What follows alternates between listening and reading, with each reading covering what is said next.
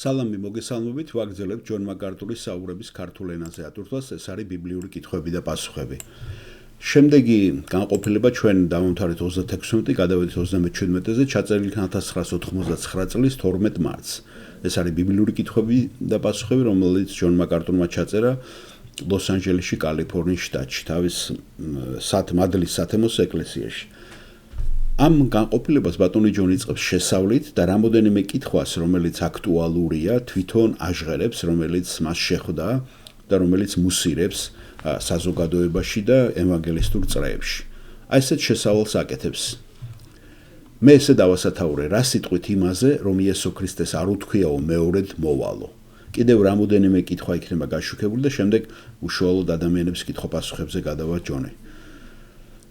სალამი მოგესალმებით, ამ კვირაში გაზეთებში გავრცელდა ინფორმაცია, რომ ზოგიერთი ექსპერტი თურმე ფაქტობრივად მათ ბიბლის მკვლევარებსაც კი უწოდებენ, მივიდნენ იმ დასკვნამდე და ეს იყო სტატია Daily News-ში, ბიბლიური მიცნებები რომ შეიკრიბნენ, რათა განეხილა წმინდა წერილის ქრისტეს მეორედ მოსვლასთან დაკავშირებით საკითხი. და მათ ხმა მისცეს, თურმე 30 მკვლევარიდან 27-მა ხმა მისცა, რომ თითქოს და ქრისტეს არ უთქვია, რომ ის მეორე დაბრუნდება. ხედავთ, ბიბლის მკვლევარება თურმე თანხმდებიან, რომ ქრისტე მეორე დაბრუნება, ეს ჩვენთვის ელემენტარულად არ არის საჭირო ამის მოლოდინი, რომ ჩვენთვის სისულელია ამ მოლოდინში ყოფნა, რადგან ბიბლის მკვლევარმა დაასკვნეს, რომ მას ეს არასოდეს არ უთქვავს, რომ ის კვლავ დაბრუნდებოდა. ეხლა ამ ყველაფრის ფონზე რა თქვენ მოისმინეთ, პირველი რაც მე მახსენდება, ეს არის თავად უფლის სიტყვები. წარმოიდგინეთ, მათეს სახარების 24-ში. ხედავთ, რომელიც ნათლად ამბობს. მე წავიკითხავ იმ განყოფილებას მთლიანად. აჰა, წინასწარ გითხარით თქვენ. თუ გეტყვიან, აჰა, უდაბნოშიაო, ნუ გამოხვალთ. აჰა, შიდა ოთახებშიაო, ნუ ერწმუნებით. რადგან როგორც ელვა გამოდის აღმოსავლეთიდან დასავლეთამდე, ანათებს ასევე იქნება ძეკაცის მოსვლაც. რადგან სადაც ლეშია, სვავებიც იქ გროვდებიან. მყისვე გასაჭირის იმ დღეების შემდგომ ზედაბნელდება და მთვარე არ გამოსცემს თავის შუქს.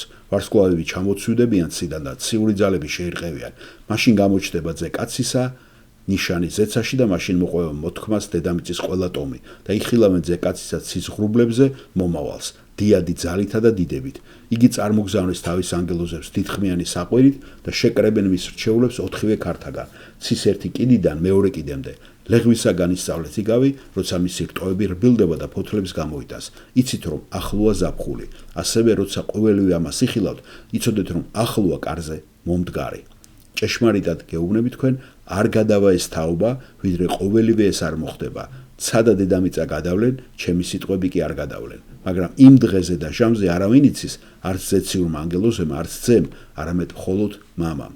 ხედავ? და შემდეგ ის აგრძელებს ადამიანის მოსვლის აღწერას. მათეს 25 თავში ჩვენ ხვდებით ამის შესახებ, რომ ის აპირებს მოსვლას. რათა გამოჩეს და განაჩენი გამოიტანოს დედამიწაზე. ეს არის 31 მუხლემან. მე წავიკითხავ 34-ს ჩათვლით. ხოლო როცა თავის დიდებით მოვა ძეკაცისა, ყველა ანგელოზი მასთან ერთად მაშინ დაჯდება თავისი დიდების ტახტზე. შეიყრება მის წინაშე ყოველი ერი და გამოარჩევს ერთი მეორისაგან, როგორც მწყემსი გამოარჩევს ხოლმე თხებს ცხვრებისაგან.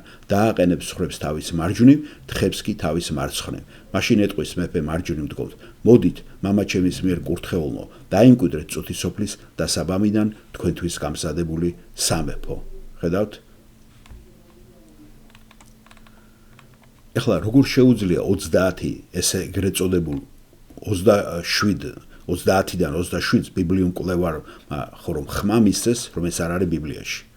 და თქვენ კითხულობთ ამას, როგორ გააკეთებენო? ისინი უბრალოდ ამას ბიბლიიდან იღებენ და ამბობენ, იცით რა, ეს რაც ნათქვამია, ეს ვიღაცა მოიტყვა. იესოს ნამდვილად ეს არ უთქვიაო. აი ესე მარტივად წყვეტენ ესენი ამბავს. მოგეხსენებათ ქრისტიანული ეკლესიის ერთ-ერთი განმასხვავებელი ნიშანი თავიდანვე თავდაპირველადვე იყო ქრისტეს მოსვლის იმედი. გახსოვთ პირველ თესალონიკე და პირველ თავში პავლე მოციქული ამ იმედით ცოცხლობდა. პავლე სილოვანი ტიმოთე თესალონიკელთა ეკლესიის მამა ღმერთსა და უფალი იესო ქრისტეში. მადლი თქვენ და მშვიდობა ჩვენი მამა ღმერთისა და უფალი იესო ქრისტესაგან. მარადის ვმადლობთ ღმერთს ყოველი თქვენთაგანისათვის და გიხსენებთ ჩვენს ლოცვებში. განუწყვეტლი გვახსოვს ჩვენი რწმენის საქმე, სიყვარული, შრომა და თქვენი იმედიანი მოთმინება ჩვენს უფალი იესო ქრისტეში, ჩვენი ღმერთისა და მამის წინაშე. ვინაიდან ვიცით თქვენი რჩეულება ღვთის საყვარელო, რადგან ჩვენი სახარება მხოლოდ სიტყვით კი არ გეუწყათ, არამედ ძალით, სული წმინდით და სრული დამაჯერებლობით. თუმცა თვითონვე იცით, რანი ვიყავით თქვენ შორის თქვენთვის. თქვენ თვითონ გახდით ჩვენი და უფლის მიმბაძველი, რადგან დიდ გასაჭირში მიიღეთ სიტყვა სული წმინდის სიხარულით, ისე რომ ნიმუშად იქეცით ყველა მორწმუნისათვის მაკედონიასა და აქაიაში. ვინაიდან თქვენგან გაისმა უფლის სიტყვა, არა მხოლოდ მაკედონიასა და აქაიაში, არამედ ყველა სხვა ადგილსაც მისვლა თქვენი ღვთისადმი რწმენა, ისე რომ აღარაფერი გვაქვს სათქმელი. ვინაიდან თვითონვე ხვებიან ჩვენზე, როგორი შემოსვლა ქონდა თქვენთან და როგორ შემოbrუნდით კერპებისაგან ღვთისაკენ, რათა ემსახუროთ ცოცხალ ჭეშმარიტ ღმერთს და მოელოდოთ ზეციდან მის ძეს, რომელიც ყდრეთით აღადგინა იესომ, რომელიც მომავალი რისხვისგან გვიხსნის ჩვენ. ეს არის ეკლესიის ცხოვრების საფუძველი. პეტრე მას ცოცხალი იმედს უწოდებს. ჩვენ გვაქვს ცოცხალი იმედი ქრისტეს დაბრუნების, მიუხედავად იმისა, რასაც ეს ადამიანები ამბობენ. მე მგონია უკვე დროა, რომ მეცნიერის ტიტულის ახალი განმარტება მოვიფიქროთ ჩვენ. ამათ შემყურე.